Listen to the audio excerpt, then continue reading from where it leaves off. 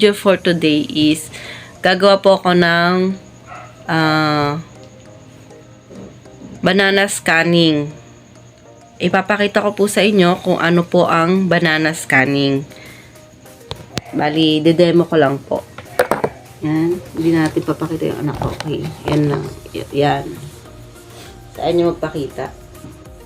Ito, meron tayong gagamitin. Kandila. Siyempre, dahon ng saging. Bagong, ano pa yan? Saging yan. Fresh. Tsaka langis. At lighter. Siyempre, sisindihan natin yung kandila.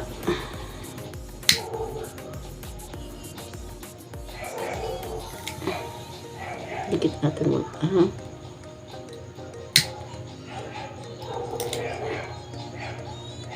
Yan. Tapos, ang gagawin natin ay ano muna natin, lalagyan muna natin ng oil yung kanyang likod.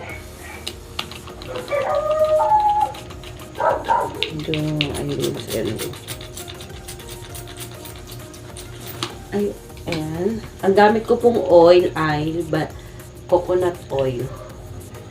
Yan. Spread muna natin yung kanyang oil sa katawan.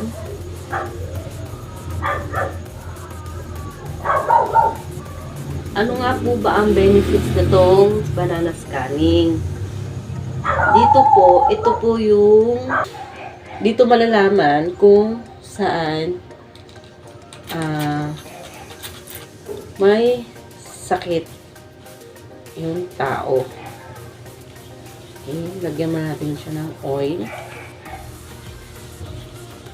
And then, kahit na to, iinitin natin yung banana. Iinitin po natin yan siya sa apoy. Makita.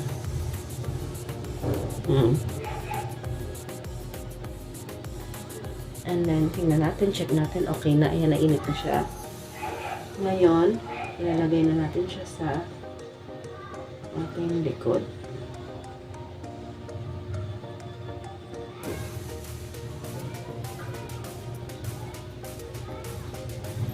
Kasi, maganda to siya sa mga inuubo. Mga batang inuubo yan. Lagyan natin ito.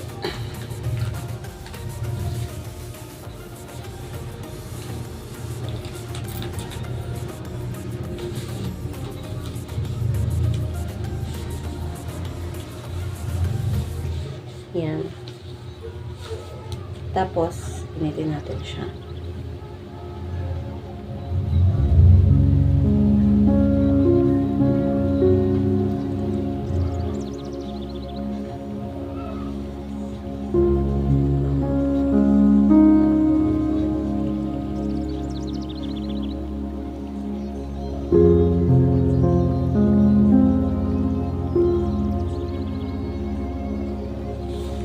Pag init na, ilagay natin sa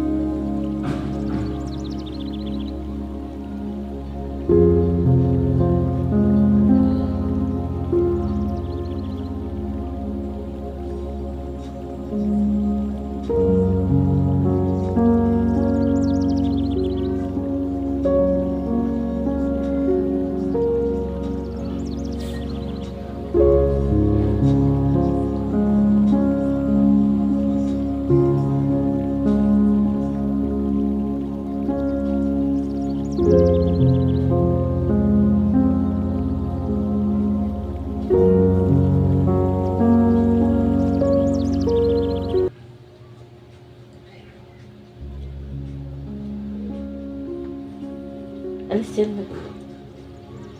So, ngayon, guys. Tayo natin tabi pa. So, ngayon, guys. Ganyan na nga mangyayari. Ayan, yan sa likod niya. Ayan. Ganyan siya, guys. Ngayon, kung saan yung, ayan, inanuhan natin para hindi madumihan yung likod ng client natin. Ayan. Syempre, kung saan yung inanuhan mo na wag yun yung lalagyan mo ng Pwede natin siyang punasan ng tissue or para hindi dumikit sa tapos tatakpan mo natin. Balikan natin siya ilang minuto. Takpan muna natin. So yun guys, balikan natin siya ng ilang minuto lang, mga 15 minutes ganon, bago natin siya hihilutin. So yun na nga guys, eto na nga, nagbabalik na tayo at titingnan na natin at konting oras na lang. Eto na siya. Mag 15 minutes na, kaya okay na yan. Tatanggalin na natin. Hihilutin na natin siya. Guys, hilutin natin siya. Ayan. Ang daming pawis, guys. Tingnan niyo yung pawis lumabas. Pawis. Ayan o. Lumabas yung pawis niya, guys. Ayan o. Nakita yung pawis niya. Ngayon, ang paghila niyan, guys, ganito. Paghila niyan, ganyan. Dandahan lang. Ayan. Grabe ang pawis niya, guys, oh. Kitang-kita. Diba? Ibig sabihin, marami siyang lamig. Kahit pa ganito natin hilahin. Ayan. Dandahan.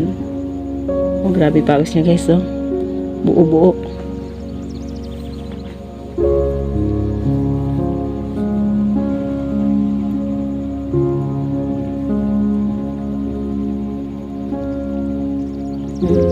Grabe, oh. Pawis niya, bobo. Kita niyan, guys. Ngayon, hihilutin na natin yan siya, guys. Lagay natin, syempre, coveran muna natin. And then, medyo, ganyan-ganyan natin kasi hihilutin naman natin yan.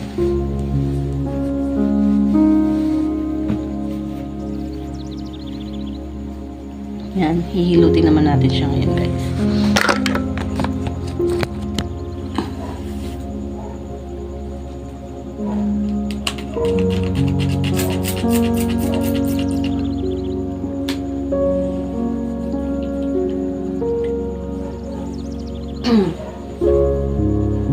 Kanina, hindi ko masabi kung ano benefits. Hindi ko pala nasabi, puro ako ano-ano. Ang benefits nga po pala nito ay para to sa may mga upo, pag sa mga bata, iba naman may mga tangkaso, tapos sa mga matanda, ganun, maraming lamig, yung mga maraming lamig yan. Ganda to sa mga maraming lamig.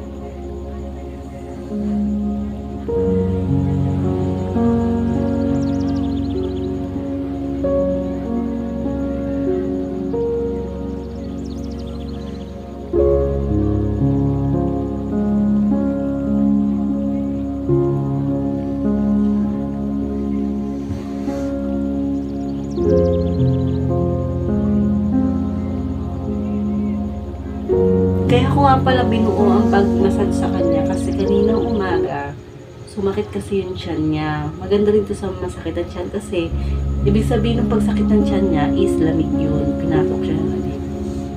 Kaya, so yun na nga, inihilot ko na po siya sa may kanyang likod. Mahina lang po kasi bata po ito. Hindi po siya ganun kalakas.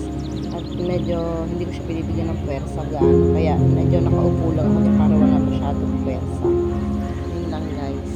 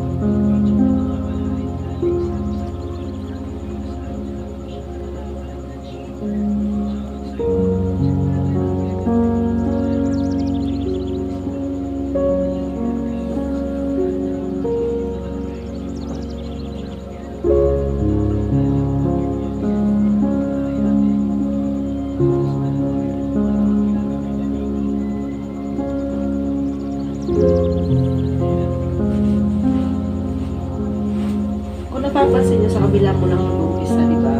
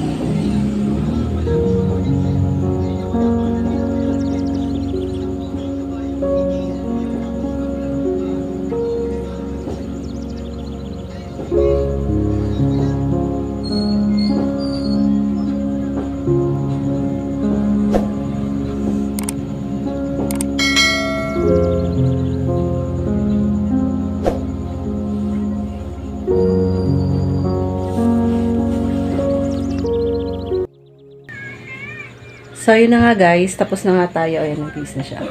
Okay na, nahilot ko na siya. Tapos tayo maghilot. Yun na yun. Ngayon, sasabihan na lang natin na bawal siya magbasa, bawal siya maligo. 8 hours or 1 day na hindi siya pwedeng maligo para hindi bumalik yung lamin.